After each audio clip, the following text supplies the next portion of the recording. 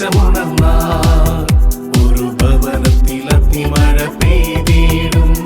പരിശുദ്ധാത്മാവേ കൃപ ചൊരിയണമേ, പരിശുദ്ധാത്മാവേ ശക്തി പകരണമേ.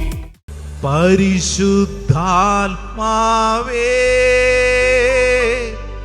ശക്തി പകർന്നിടണേ, പരിശുദ്ധാത്മാവേ ശക്തി പകർന്നിടണേ. ഒരുപക്ഷെ ആത്മഹത്യയെക്കുറിച്ച് ചിന്തിക്കുന്നവരുണ്ടാവും. ഇനി മറ്റൊരു വഴിയുമില്ല, ഞാനിനി എന്നാ ചെയ്യണ്ടേ, എൻ്റെ മുമ്പിൽ ഇതല്ലേ വഴിയുള്ളൂ എന്ന് ചിന്തിക്കുന്നുണ്ടാവും. ദേ, പരിശുദ്ധാത്മാവാണ് നിന്റെ മുമ്പിലുള്ള വഴി. നിന്റെ തലയ്ക്കകത്ത് തോന്നുന്നതല്ലെന്ന്, മറിച്ച് പരിശുദ്ധാത്മാവ് നിന്നെ നയിക്കും. നീ അത് വിശ്വസിച്ചോണം. പരിശുദ്ധാത്മാവ് നിന്നെ നയിക്കും. വല്ലാണ്ട് സങ്കടപ്പെട്ടൊരു കുടുംബം, അവരുടെ മകള് വീട് വിട്ടുപോയി, സ്വാതന്ത്ര്യം തേടി മറ്റൊരു വ്യക്തിയുടെ പുറകെ പോയി. നാളുകളായി കുടുംബം കണ്ണുനീരിലാണ്, സങ്കടത്തിലാണ്. ഈ അടുത്ത നാളിൽ ഈ മകള് തിരിച്ചു വിളിച്ചിരിക്കുകയാണ്, എനിക്കുണ്ടായിരുന്ന ബന്ധം ഉപേക്ഷിച്ചു, എനിക്ക് ഈ സ്വാതന്ത്ര്യം വേണ്ട, മറിച്ച് എൻ്റെ അപ്പനെയും അമ്മയും മതി. ഇപ്പോൾ ഇത് പ്രാർത്ഥിച്ചുകൊണ്ടിരിക്കുമ്പോൾ ഒരു കുടുംബം ഇങ്ങനെ ഭാരപ്പെട്ടിരിക്കുക. എന്താ ചെയ്യണ്ടേ? മകള് മൂലം നാണക്കേടും ലജ്ജയും വരുത്തി. ഇനി അവള് തിരിച്ചു വരാൻ ആഗ്രഹിക്കുന്നു. എന്താ ചെയ്യണ്ടേ? ഒരു പിടുത്തവും കിട്ടുന്നില്ല. നീ പരിശുദ്ധാത്മാവിനോട് പ്രാർത്ഥിക്കേണ്ട സഹോദരി, സഹോദര. നിന്റെ കുടുംബത്തിലെ കണ്ണുനീരിന്റെ മുകളിലേക്ക് പരിശുദ്ധാത്മാവ് അഗ്നി അഭിഷേകമായിട്ട് വെളിപ്പെടുന്ന സമയമല്ലേ? ആഗ്രഹിച്ച് പ്രാർത്ഥിക്കുക. ഭർത്താവിനെ ഓർത്തുകൊണ്ട് ഇങ്ങനെ കരഞ്ഞുകൊണ്ടിരുന്നാൽ ഭാര്യയെ എത്ര നാൾ ഇങ്ങനെ കരഞ്ഞുകൊണ്ടിരിക്കും? കരച്ചിലല്ല വേണ്ടത്, മറിച്ച് പരിശുദ്ധാത്മാവിന് നിന്റെ ജീവിത പങ്കാളി അങ്ങ് ചേർത്ത് കൊടുക്കുക. തിരുനാളൊക്കെ ആഘോഷം അതിങ്ങനെ പല രൂപത്തിൽ തുടങ്ങിയപ്പോൾ ഭർത്താവിൻ്റെ മദ്യപാനം, അതിൽ നൊന്ത് അപമാനഭരം, നാട്ടുകാരുടെ മുമ്പിൽ വീട്ടുകാരുടെ മുമ്പിൽ നാണം കെട്ടിരിക്കുന്നൊരു കുടുംബം ഭർത്താവിൻ്റെ മദ്യപാനം കാരണമാണ്. വിഷമിക്കേണ്ട. ഈ ജീവിത പങ്കാളിയെ പരിശുദ്ധാത്മാവിന് പിടിച്ചേൽപ്പിക്ക്. കാര്യങ്ങൾ മാറും, അന്തരീക്ഷം മാറുമെന്ന്. കരഞ്ഞോണ്ടും ആലോചിച്ചും കുറ്റം പറഞ്ഞുകൊണ്ടും പിറുപിറുത്തുകൊണ്ടിരുന്നാൽ അങ്ങനെ നമ്മൾ ഇരുന്നു പോകും. നീ അതങ്ങോട്ട് കൊടുത്തേ. ഓ കർത്താവേ, എൻ്റെ ഈ ജീവിത പങ്കാളിയെ ചേർത്ത് വയ്ക്കുന്നു. പരിശുദ്ധാത്മാവേ, ഈ വിഷയത്തിൽ ഇടപെടണമേ. പല ഇന്റർവ്യൂവിന് പോയി, പക്ഷെ രക്ഷയില്ല, ഒന്നും അങ്ങോട്ട് കിട്ടുന്നില്ല. എല്ലാം ഇപ്പം ശരിയാകും എന്ന് പറയുന്നു, ഒന്നും അങ്ങോട്ട് ശരിയാവുന്നില്ല. ഭാരപ്പെടണ്ടെന്ന് പരിശുദ്ധാത്മാവിനെ ഏൽപ്പിച്ചു കൊടുക്ക്. പരിശുദ്ധാത്മാവേ, ദേ എൻ്റെ ഈ കാര്യം, ഇതിൽ അങ്ങ് ഇടപെടണം. പരിശുദ്ധാത്മാവേ, എനിക്കൊരു ഉത്തരം വേണം. പരിശുദ്ധാത്മാവിനോട് പറയണം. ഉത്തരമില്ലാത്ത എല്ലാ ചോദ്യങ്ങൾക്കും പരിശുദ്ധാത്മാവ് ഉത്തരം നൽകും. യെസ്, പരിശുദ്ധാത്മാവ് ഉത്തരം നൽകും. നീ പ്രാർത്ഥിച്ചുകൊണ്ടിരിക്കുമ്പോൾ തന്നെ പരിശുദ്ധാത്മാവ് നിന്നിൽ അത്ഭുതകരമായി ഇടപെടും. വിശ്വസിക്കണം. യെസ്, പരിശുദ്ധാത്മാവ് എനിക്ക് വേണ്ടി നിലകൊള്ളുന്നു. കാരണം പരിശുദ്ധാത്മാവ് നിത്യസഹായകനാണ്. ഒരു ദൈവവിളിയോട് ബന്ധപ്പെട്ട് ഭാരപ്പെട്ട് പ്രാർത്ഥിക്കുന്ന ഒരു സഹോദരി, കർത്താവ് ആ സഹോദരിയിൽ ഇടപെടുകയാണ്. പരിശുദ്ധാത്മാവിനോട് ആലോചന ചോദിച്ചിട്ട് മാത്രമേ ഒരു തീരുമാനം എടുക്കാവൂ.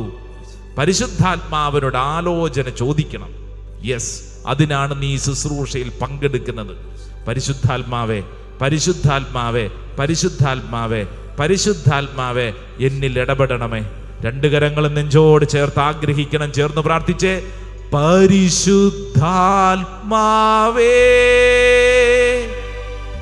ശക്തി പകർന്നിടണേ. പഠിക്കേ. പരിശുദ്ധാത്മാവേ ശക്തി പകർന്നിടണേ. സാധിക്കുമെങ്കിൽ രണ്ട് കരങ്ങൾ ഉയർത്തിപ്പിടിച്ചേ. ഓൺലൈനിലൊക്കെ പങ്കെടുക്കുന്നവര്, നിങ്ങളുടെ കുടുംബം പ്രിയപ്പെട്ടവരൊക്കെ അടുത്തുണ്ടെങ്കിൽ അവരുടെയൊക്കെ കൈയൊന്ന് ചേർത്ത് പിടിച്ചോ. എന്നിട്ട് ആഗ്രഹിക്കണം, പരിശുദ്ധാത്മാവേ, ദേ ഞാൻ കൈ ചേർത്ത് പിടിച്ചിരിക്കുന്ന വ്യക്തി ക്ഷീണിച്ചിരിക്കുക, മരവിച്ചിരിക്കുക, വലിയ ഭാരത്തിലാണ്. പരിശുദ്ധാത്മാവ് ഇടപെടണം. ആഗ്രഹിച്ച് പരിശുദ്ധാത്മാവേ ശക്തി പകർന്നിടണേ. പഠിക്കേ. പരിശുദ്ധാത്മാവേ ശക്തി പകർന്നിടണേ. അവിടുത്തെ ബലം ഞങ്ങൾക്ക് ആവശ്യമാണ്. അവിടുത്തെ ബലം ഞങ്ങൾക്ക് ആവശ്യമെന്ന് കർത്താവേ, കർത്താവേ നീ അറിയുന്നു. അവിടുത്തെ ബലം, അവിടുത്തെ ബലം ഞങ്ങൾക്ക് ആവശ്യമെന്ന് കർത്താവേ, കർത്താവേ നീ അറിയുന്നു. ചേർന്നൊരുമിച്ച് പാടുന്നു. പരിശുദ്ധാത്മാവേ, പരിശുദ്ധാത്മാവേ ശക്തി പകരണമേ, ശക്തി പകർന്നിടണേ. ആ കരങ്ങൾ ഇങ്ങനെ ചേർത്ത് പിടിച്ചൊന്ന് സ്തുതിച്ചേ. ആ വ്യക്തിക്ക് ഒരു ബലം കൊടുത്തേ. എന്റെ പ്രാർത്ഥന വഴി ആ വ്യക്തിക്ക് ഒരു ബലം കൊടുത്തേ. ഒരു അഭിഷേകം ആ വ്യക്തിയിലേക്ക് വെളിപ്പെടട്ടെ. ഹല്ലേലൂയ.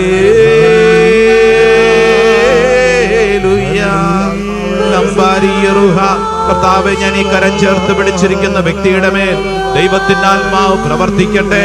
ദൈവത്തിന്റെ ആത്മാവ് പ്രവർത്തിക്കട്ടെ. ക്ഷീണിച്ച കരങ്ങളെ ബലപ്പെടുത്തട്ടെ.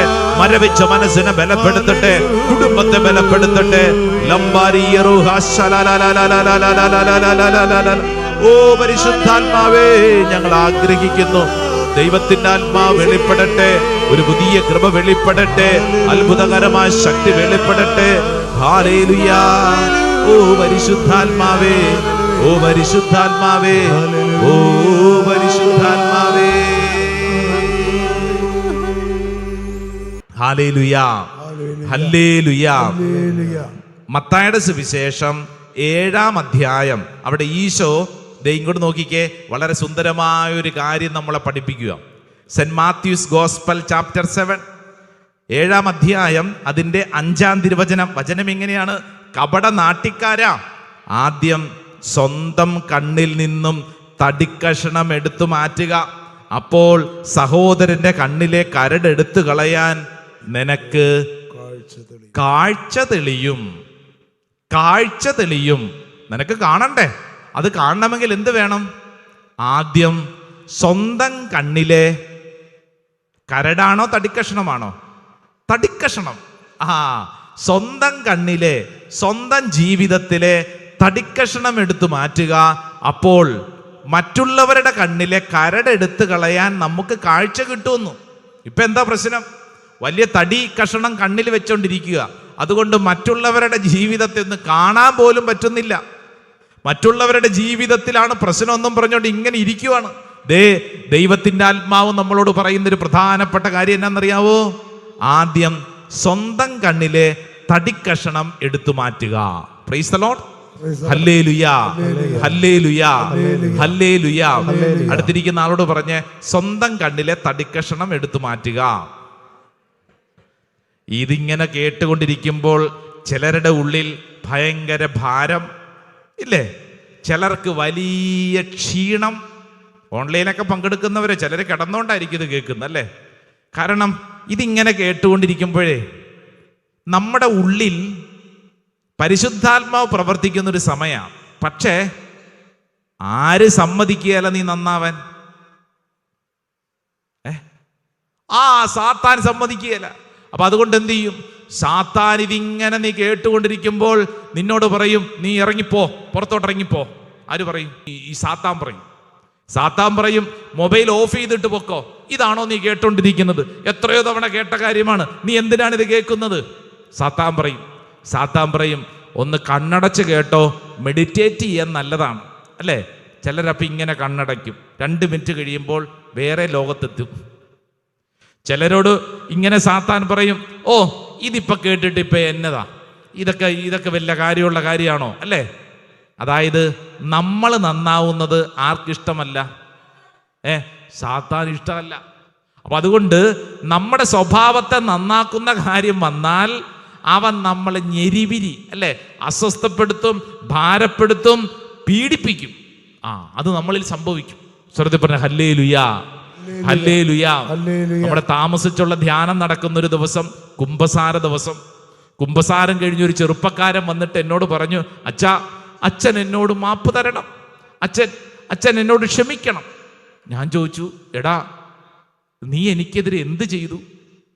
നിന്നെ എനിക്ക് അധികമൊന്നും അറിഞ്ഞുകൂടെ, ധ്യാനം നടന്നുകൊണ്ടിരിക്കുന്നു, ധ്യാനത്തിൽ കണ്ടുമുട്ടിയതല്ലേ ഉള്ളൂ, നമ്മൾ തമ്മിൽ വേറെ ഒരു പരിചയമില്ലല്ലോ. അല്ലച്ച, അച്ഛൻ എന്നോട് ക്ഷമിക്കണം, ഞാൻ അച്ഛനെതിരെ വലിയ തെറ്റ് ചെയ്തു. ചോദിച്ചു വന്നപ്പോഴാണ്, ക്ലാസ് എടുത്തുകൊണ്ടിരുന്നപ്പോൾ പാപത്തെക്കുറിച്ചും ഇപ്രകാരമുള്ള എൻ്റെ കുഴപ്പമാണ് ഈ വിഷയത്തെക്കുറിച്ചും പറഞ്ഞുകൊണ്ടിരുന്നപ്പോൾ ഈ ചെറുപ്പക്കാരൻ്റെ ഉള്ളിൽ തോന്നിയത് എന്നാണെന്നറിയാവോ? അവൻ്റെ ഉള്ളിൽ അരിശം. അവൻ അവിടെ ഇരുന്നുകൊണ്ട് ചിന്തിക്കുകയാണ്, ഈ കസേര എടുത്ത് ഈ കത്തനാർക്കിട്ടൊരെണ്ണം കൊടുത്താലോ? കാരണം ഇത് കേട്ടോണ്ടിരുന്നിട്ട് അരിശം. അച്ഛൻ എന്നോട് ക്ഷമിക്കണം, എനിക്ക് ഇങ്ങനെയൊക്കെ തോന്നിപ്പോയി. ഇങ്ങനെയൊക്കെ തോന്നും, ഇവിടെ ഇരിക്കുന്ന അനേകർക്കും ഇങ്ങനെയൊക്കെ തോന്നാം. അപ്പോ പരിശുദ്ധാത്മാവ് നമ്മളെ പഠിപ്പിക്കുകയാണ്, ആരുടെ സ്വഭാവം? എൻ്റെ സ്വഭാവത്തിലെ കുറവുകളെ ഞാൻ അംഗീകരിക്കണം, അല്ലേ?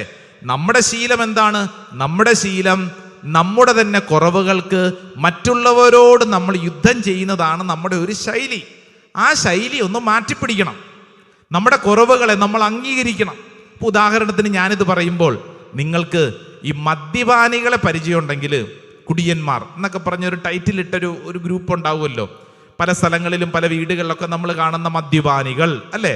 അപ്പം നമ്മൾ ചിന്തിച്ച്, മദ്യപാനികളെ ധ്യാനത്തിനൊക്കെ കൊണ്ടുവരും. ചിലപ്പോൾ കുടുംബങ്ങളായിട്ട് അവരെ കൊണ്ടുവന്നിട്ട് പറയും, എൻ്റെ അച്ഛാ കുടിച്ച് ഒരു സമാധാനം ഇല്ല, സന്തോഷമില്ല, എൻ്റെ അച്ഛാ എല്ലാത്തിനും കുടിയാണ്.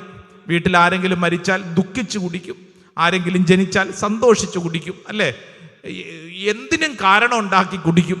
നിങ്ങൾ ഈ മദ്യപാനികളോടൊന്ന് സംസാരിക്കണം. എന്നാ രസമാണെന്നറിയാവോ അവരോട് സംസാരിക്കാൻ? മിക്കവാറും മദ്യപാനികൾക്ക് നന്നായിട്ട് സംസാരിക്കാനുള്ളൊരു കഴിവ് അവർക്കുണ്ട്. നല്ലപോലെ സംസാരിക്കും, അല്ലേ? ഇവരുടെ സംസാരം കേട്ട് കഴിഞ്ഞാൽ, ഇവരുടെ കഥ കേട്ട് കഴിഞ്ഞാൽ നമുക്ക് സങ്കടം തോന്നും. ഇവരിങ്ങനെ എണ്ണിപ്പെറുക്കി ഇവർ പറയും, എൻ്റെ അച്ഛന് മനസ്സിലാകുമോ, ഞാൻ കുടിക്കാൻ കാരണം ഇന്ന വിഷയം കൊണ്ടാണ്, ഇന്ന ആള് കൊണ്ടാണ്. ഇവരിങ്ങനെ എണ്ണി പറയും, അല്ലേ? ഇവരുടെ പറച്ചിൽ കേട്ട് കഴിഞ്ഞാൽ നമുക്ക് അവസാനം തോന്നും, ഇവരുടെ കൂട്ടത്തിൽ പോയി കുടിച്ചാലോ എന്ന് നമുക്ക് പോലും തോന്നിപ്പോവും. അതുപോലെ ഇവർ അവതരിപ്പിക്കും. എന്നാൽ ഏതെങ്കിലും മദ്യപാനി സമ്മതിക്കോ എൻ്റെ കുഴപ്പം കൊണ്ടാണെന്ന്? ഇല്ല, അത് സമ്മതിക്കത്തില്ല. മറിച്ച് അവരിങ്ങനെ മറ്റുള്ളവരെ നോക്കി ഇങ്ങനെ കുറ്റപ്പെടുത്തി ബ്ലെയിം ചെയ്തുകൊണ്ടിരിക്കും. അതൊരു സ്വഭാവ രീതിയാണ്. Price the Lord. സ്വർഗ്ഗത്തിൽ പറഞ്ഞ ഹല്ലേലൂയാ, ഹല്ലേലൂയാ, ഹല്ലേലൂയാ. അതുകൊണ്ട് നമ്മുടെ സ്വഭാവത്തിലെ കുറവുകളെ നമ്മൾ അംഗീകരിക്കുക. എനിക്കിങ്ങനെ ഒരു കുഴപ്പമുണ്ട്, എനിക്കിങ്ങനെ ഒരു ദുശീലമുണ്ട്, എനിക്കിങ്ങനെ എൻ്റെ സ്വഭാവ രീതി ഇങ്ങനെയാണ്, എൻ്റെ വീട് ഇങ്ങനെയാണ്, ഞാൻ വളർന്ന പശ്ചാത്തലം ഇങ്ങനെയാണ്. നമ്മുടെ കുറവുകളെ നമ്മൾ അംഗീകരിക്കാത്തിടത്തോളം കാലം നമുക്ക് സ്വസ്ഥത കിട്ടിയാലാ. ഹല്ലേലൂയാ, ഹല്ലേലൂയാ, ഹല്ലേലൂയാ. പ്രിയപ്പെട്ടവരെ, നമ്മളിൽ പലരുടെയുമുള്ള മറ്റൊരു പ്രത്യേകത എന്നാണെന്നറിയാവോ? സ്വന്തം കുറവുകളെ നേട്ടങ്ങളായി ചിത്രീകരിച്ചുകൊണ്ട് നടക്കുന്നു. സ്വന്തം കുറവുകളെ നേട്ടങ്ങളായി ചിത്രീകരിച്ചുകൊണ്ട് നടക്കുന്നു. Praise the lord. ഹല്ലേലൂയാ. മനസ്സിലായില്ലല്ലേ? ഞാനൊരു കൊച്ചുദാഹരണം പറയാം. ഇവിടെ പ്രാർത്ഥിക്കാൻ കൊണ്ടുവന്നതാണ് ഒരു ഭാര്യയും ഭർത്താവും. അപ്പോൾ ഭർത്താവിനോട് ആദ്യം തന്നെ പറഞ്ഞ, അച്ഛൻ എൻ്റെ ഭാര്യയെ നന്നായി ഒന്ന് ഉപദേശിക്കണം. ഞാൻ ചോദിച്ചു, എന്തിനാ ചേട്ടാ ഞാൻ ഉപദേശിക്കണ്ടേ? എന്തിനാണെന്നോ? ഞാൻ ദേഷ്യക്കാരനാണെന്ന് ഇവക്കറിയാമല്ലോ, അതനുസരിച്ച് ഇവള് പെരുമാറണ്ടേ. ഇവള് പെരുമാറുന്നില്ലെന്ന് അച്ഛൻ ഇവളെ ഉപദേശിച്ചെന്ന് ശരിയാക്കണം. ആർക്കാ ദേഷ്യം? ഭർത്താവിന്. ആർക്കാ മാറ്റം വേണ്ടത്? ഭാര്യയ്ക്ക്. ഇതാണ് കുഴപ്പം. ആർക്കാ ദേഷ്യം? ഭർത്താവിന്. അപ്പൊ ആർക്കാ മാറ്റം വേണ്ടത്? ഭർത്താവിനാണ് മാറ്റം വേണ്ടത്. അപ്പൊ ഞാൻ ഉടനെ തന്നെ ഈ ചേട്ടനോട് പറഞ്ഞു, എൻ്റെ പൊന്നു ചേട്ടൻ എന്നാ വർത്താനേ പറയണേ? ചേട്ടനല്ല ഈ ദേഷ്യമുള്ളത്, അപ്പൊ ചേട്ടനല്ലേ മാറ്റം വേണ്ടത്. അപ്പോൾ ഉടനെ അദ്ദേഹം എന്നോട്, അച്ഛൻ എൻ്റെ കുടുംബത്തെക്കുറിച്ച് അറിവില്ലാന്ന് തോന്നുന്നു. ഞാൻ പറഞ്ഞു, എനിക്ക് മനസ്സിലായില്ല. എൻ്റെ ഇന്ന സ്ഥലത്ത് ഇന്ന വീട്ടുപേര് കേട്ടിട്ടുണ്ടോ? ഞാൻ പറഞ്ഞു കേട്ടിട്ടുണ്ട്. ആ കുടുംബത്തിലെ അംഗമാണ് ഞാൻ. ഞങ്ങൾ പാരമ്പര്യമായിട്ട് ദേഷ്യക്കാരാണ്. ഞങ്ങൾ പാരമ്പര്യമായിട്ട് ദേഷ്യക്കാരാണ്. എൻ്റെ അപ്പൻ എന്നാ ദേഷ്യമായിരുന്നെന്നറിയോ? എൻ്റെ അപ്പാപ്പൻ ഭീകര ദേഷ്യമായിരുന്നു. എൻ്റെ മകൻ വളർന്നു വരുന്നു, അവനും ഭയങ്കര ദേഷ്യം. ഞങ്ങൾ പാരമ്പര്യമായിട്ട് ദേഷ്യക്കാരാണ്. ആര് നന്നായിക്കോണം? കൂടെയുള്ള ആളുകൾ നന്നായിക്കോണം. ഞങ്ങൾ ഇങ്ങനെയാണെന്ന്, ഞങ്ങൾ സ്വഭാവം ഒന്നും മാറാൻ ഉദ്ദേശിക്കുന്നില്ലെന്ന്. നിങ്ങൾ നന്നാവണം. കൂടെയുള്ള ഒരു ഭാര്യ, അച്ഛൻ ഇവളെ ഉപദേശിച്ച് അച്ഛൻ നന്നാക്ക്, ഞാനിങ്ങനെയാണ്. എന്നിട്ട് മലയാളത്തിലെ ചില പഴമൊഴികൾ കൂട്ടിന് പിടിക്കും. ഏതാ? ചൊട്ടയിലെ ശീലം ചൊടലവര്. ഞങ്ങളിങ്ങനെയാണ്, ഞങ്ങൾ പണ്ടേ ഇങ്ങനെയാണ് അല്ലേ? ഇവിടെ ഇരിപ്പുണ്ട് ചിലർ. ഞാനിങ്ങനെയാണ് അല്ലേ? ചിലർ ചിന്തിക്കുന്നത് ഇങ്ങനെയാണ്, ഇത്രയും പ്രായമായി ഇനി എന്നാ മാറ്റം വരാനാണ് അല്ലേ? ഇതൊക്കെ ഇങ്ങനെയൊക്കെ ജീവിച്ചു, എന്നാ പിന്നെ ഇങ്ങനെയൊക്കെ തന്നെ ജീവിച്ചാൽ മതി. പോരാ. നമ്മുടെ സ്വഭാവത്തിൽ അതിശക്തമായൊരു മാറ്റം പരിശുദ്ധാത്മാവ് ഈ ശുശ്രൂഷ സമയത്ത് ആഗ്രഹിക്കുകയാണ്. Price the Lord, hallelujah. സ്വഭാവ രീതികളിൽ മാറ്റം, ജീവിത ശൈലികളിൽ മാറ്റം, സ്വയം നമുക്ക് അംഗീകരിക്കാനുള്ള വലിയ ഒരു കൃപ കിട്ടും. നമ്മുടെ കുറവിനെ അംഗീകരിക്കാനുള്ള ഒരു കൃപ കിട്ടും. ഞങ്ങളുടെ നാട്ടിലുള്ള ഒരു ചേട്ടനെ കുറിച്ച് ഇടയ്ക്ക് ഞാൻ അവിടെ ഇവിടെയൊക്കെ പറയാറുണ്ട്. ആ ചേട്ടൻ്റെ പേര് തോമസ് എന്നാണ്. തോമസ് ചേട്ടൻ. പക്ഷേ ഇദ്ദേഹത്തെ നാട്ടുകാർ കളിയാക്കി വിളിക്കുന്ന ഒരു പേരുണ്ട്. ഇദ്ദേഹം ഭയങ്കര സീരിയസ് ആണ്, എപ്പോഴും ഇങ്ങനെ സീരിയസ് ആയിട്ട് നടക്കും. അപ്പം അദ്ദേഹത്തെ നാട്ടുകാർ കളിയാക്കി വിളിക്കുന്നത് സീരിയസ് തോമ എന്നാണ്. സീരിയസ് തോമ എന്താണ് വിളിക്കുന്നത്? സീരിയസ് തോമ. അപ്പം നാട്ടിലുള്ള പിള്ളേരൊക്കെ എന്ത് ചെയ്യുന്നറിയാവോ? കുട്ടികളൊക്കെ ഇദ്ദേഹം റോട്ടിലൂടെ നടന്നു പോകുമ്പോൾ പിള്ളേരൊക്കെ മാറി നിന്നുണ്ട് സീരിയസ് എന്ന് വിളിച്ചിട്ടുണ്ട്, ഒറ്റ ഓട്ടം ഓടും. അപ്പോൾ ഇയാൾ പിന്നെയും ദേഷ്യപ്പെടും, പിന്നെയും സീരിയസ് ആവും. അപ്പോൾ സീരിയസ് തോമ. ഇതൊക്കെ ഞാൻ പറയുമ്പോൾ നിങ്ങളുടെ നാട്ടിൽ ഇങ്ങനെയുള്ള ചില കഥാപാത്രങ്ങളെയൊക്കെ മനസ്സിൽ കൊണ്ടുവരാം. ഇവിടെ ഇരിക്കുന്നവരൊക്കെ തന്നെ ഇരിപ്പുണ്ട് ചില സീരിയസ് കഥാപാത്രങ്ങൾ അല്ലേ? ഇങ്ങോട്ട് നോക്ക്. അപ്പം ഞാൻ ഒരിക്കൽ നാട്ടിൽ ഇടവക പള്ളിയിൽ കുർബാനയിലൊക്കെ പങ്കെടുത്ത് അന്ന് കുർബാന കഴിഞ്ഞിട്ട് തിരിച്ചു പോകുന്ന വഴിക്ക് ഈ കക്ഷിയെ കണ്ടുമുട്ടി. അപ്പോൾ കണ്ടുമുട്ടിയപ്പോഴത്തേക്ക് ഇദ്ദേഹത്തോട് ഇച്ചിരി കൊച്ചു വർത്തമാനമൊക്കെ പറഞ്ഞേക്കാന്നൊക്കെ ആഗ്രഹിച്ചു. ഞാൻ ഇദ്ദേഹത്തിനടുക്ക് ചെന്ന് ഇദ്ദേഹത്തോട് ചോദിച്ചു, ചേട്ടനെ എല്ലാവരും ഇങ്ങനെ വിളിക്കുന്നു, ചേട്ടൻ അറിയാമോ?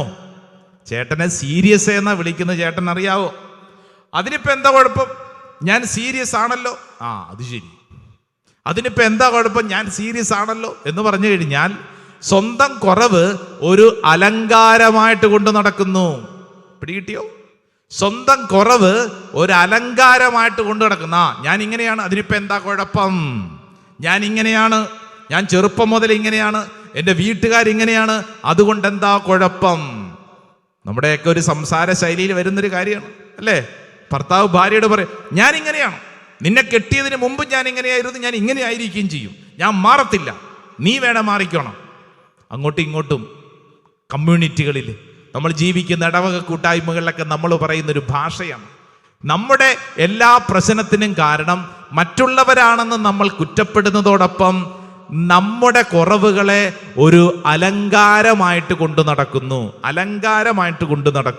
ശ്രദ്ധ പറഞ്ഞ ഹല്ലേലൂയാ, ഹല്ലേലൂയാ, ഹല്ലേലൂയാ. പ്രിയപ്പെട്ടവരെ, സ്വന്തം കുറവിനെ അംഗീകരിക്കുന്നത് അഭിമാനമാണ്, അതൊരിക്കലും അപമാനമല്ല. സ്വന്തം കുറവിനെ അംഗീകരിക്കുന്നത് അഭിമാനമാണ്, അത് അപമാനമല്ല. പറഞ്ഞേ, സ്വന്തം കുറവിനെ അംഗീകരിക്കുന്നത് അഭിമാനമാണ്, അപമാനമല്ല. ഒരു കൗൺസിലിംഗ്, ഒരു ധ്യാനത്തിൻ്റെ ഇടയ്ക്ക് ഭാര്യയും ഭർത്താവ് ഒരു ചെറിയ പ്രശ്നങ്ങളിലൊക്കെ പെട്ട്, ഒരു അലിക്കുലത്ത് കേസാണ്. അപ്പോൾ അതൊക്കെ പെട്ട് ഭാര്യയും കരച്ചിലും പിഴിച്ചിലും രമ്യതയിലൊക്കെ ആയി കഴിഞ്ഞപ്പോൾ ഈ ശുശ്രൂഷയുടെ ഒരു മേഖല ഇരിക്കുമ്പോൾ ഭാര്യ ഞാൻ നോക്കുമ്പോൾ ഭർത്താവിൻ്റെ കാലേ വീണ് മാപ്പ് ചോദിക്കുന്നു. അപ്പോൾ ഇയാൾ ഇങ്ങനെ കസേരയിൽ ഇരിക്കുകയാണേ. അപ്പോൾ ഭാര്യ കാലേ വീണ് ഇങ്ങനെ മാപ്പ് ചോദിക്കുമ്പോൾ കരച്ചിലാണ്, ഭാര്യ ഭയങ്കര കരച്ചിലാണ്.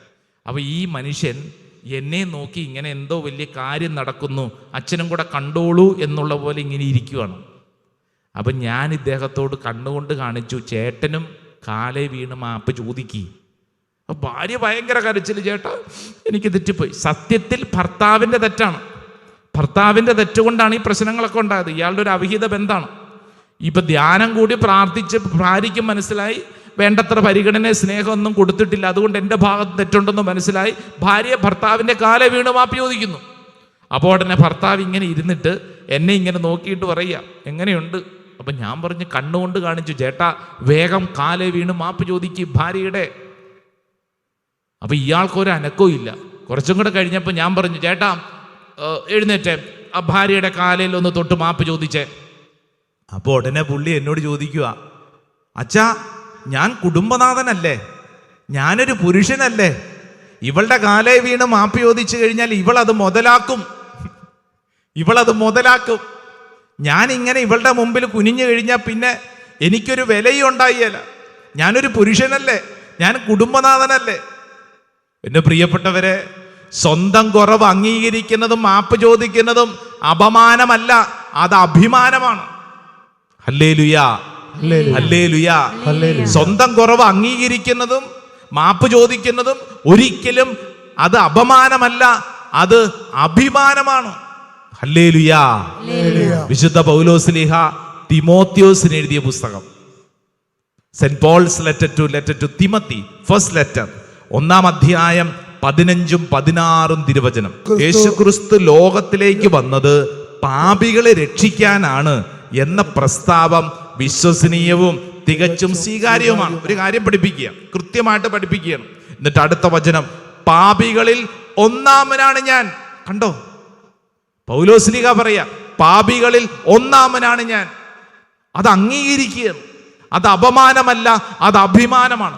പാപികളിൽ അല്ലേ, പൗലോസ്ലീഹയെ കുറിച്ച് നമുക്കറിയാം, സ്വർഗത്തോളം ഉയർത്തപ്പെട്ട ഒരുവൻ, ഈ ഭൂമിയിൽ അത്രത്തോളം യേശുവിന് വേണ്ടി ധീര രക്തസാക്ഷിയാവുന്ന ഒരുവൻ.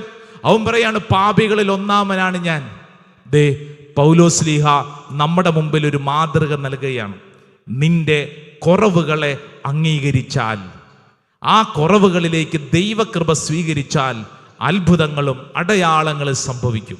ഈ ശുശ്രൂഷയിൽ പരിശുദ്ധാത്മാവ് നമ്മളെ നയിക്കുന്ന വലിയൊരു കൃപയാണ്. ആത്മാവേ, എൻ്റെ കുറവുകളെ കണ്ടെത്താൻ കൃപ വേണം. 2 കരങ്ങൾ സ്വർഗത്തിലേക്ക് ഉയർത്തിപ്പിടിച്ചോ.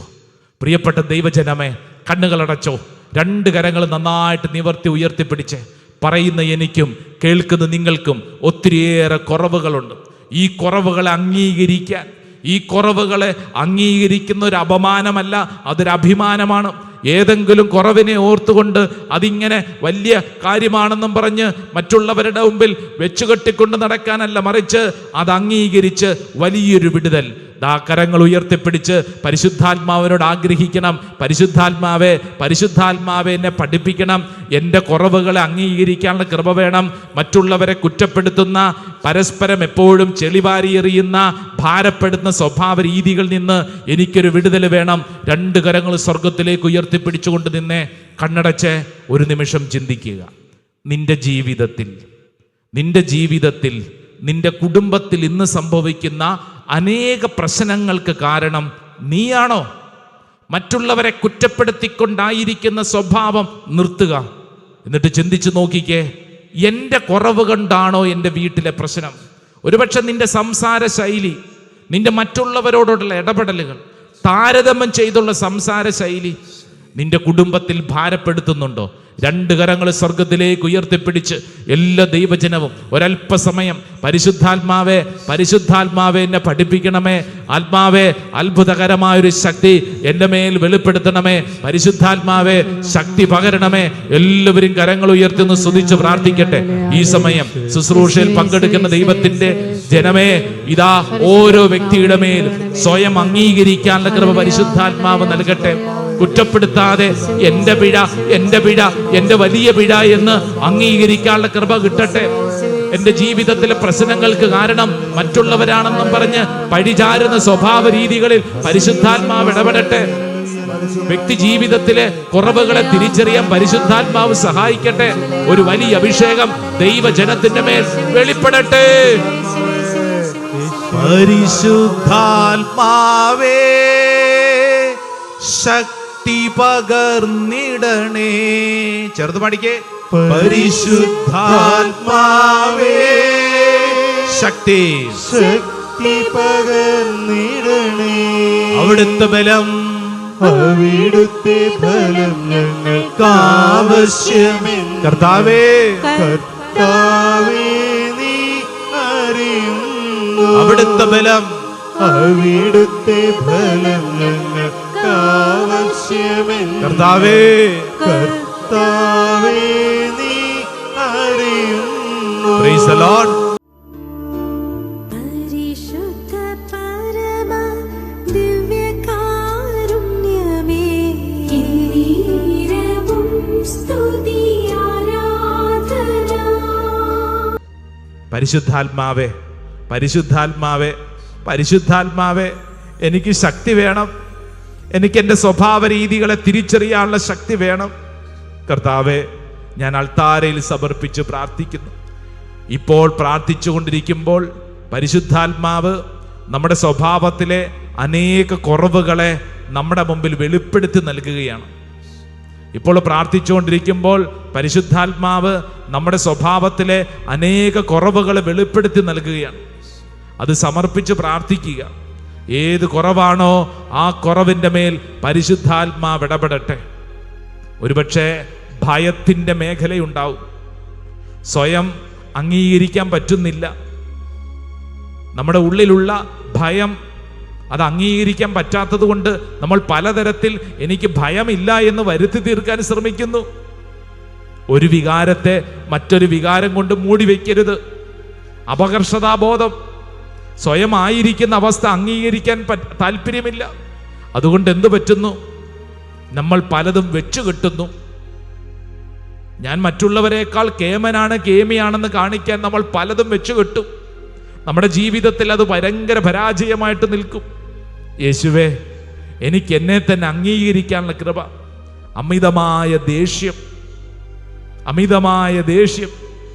അത് പാരമ്പര്യമായിട്ട് കിട്ടിയതാണ്, അത് അങ്ങനെ കിട്ടിയതാണ്, ഇങ്ങനെ കിട്ടിയതാണെന്നും പറഞ്ഞ് നമ്മൾ അത് കൊണ്ടു നടക്കാതെ ആ കുറവിനെ ഈശോയുടെ മുമ്പിൽ സമർപ്പിക്കുക.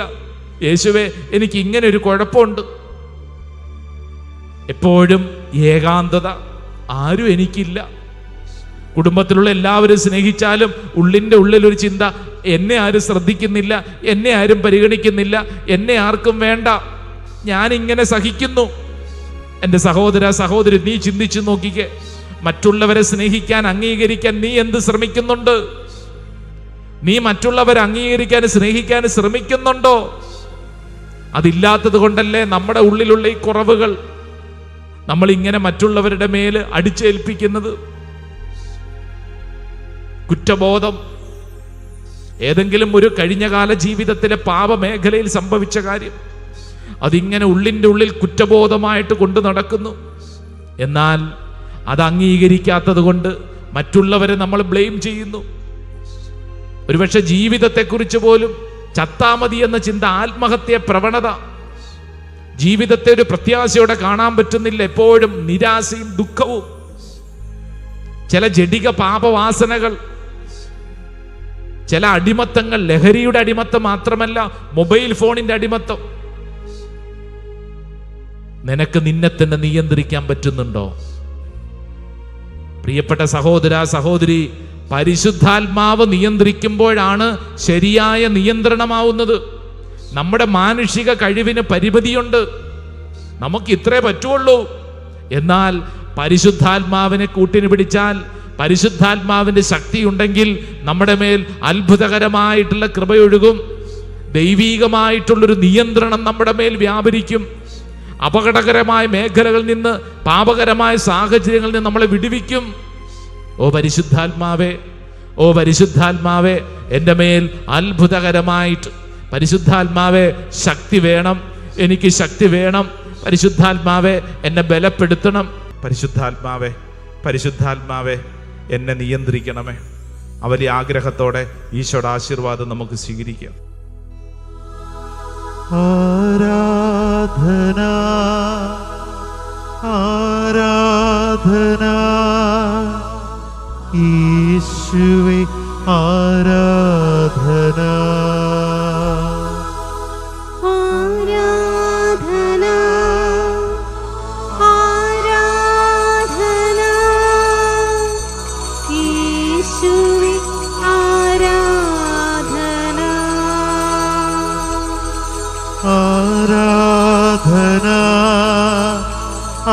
ആരാധന യേശുവേ ആരാധന ആരാധന ആരാധന യേശുവേ